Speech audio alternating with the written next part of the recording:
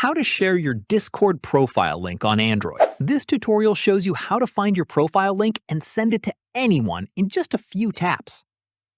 First, open the Discord app on your Android device. After that, tap on your profile icon at the bottom right. From there, tap the gear icon at the top right to open Settings. At this point, scroll down to Advanced and toggle on Developer Mode. In the next step, go back to your profile and tap on your profile picture or go to Any Messages. Following this, tap the three dots at the top right and select Copy User ID. Once done, open any Notepad app on your device and paste the user ID.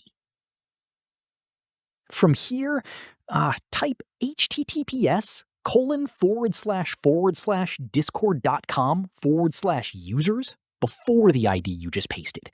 Your full profile link will look like discord.com/users followed by your ID.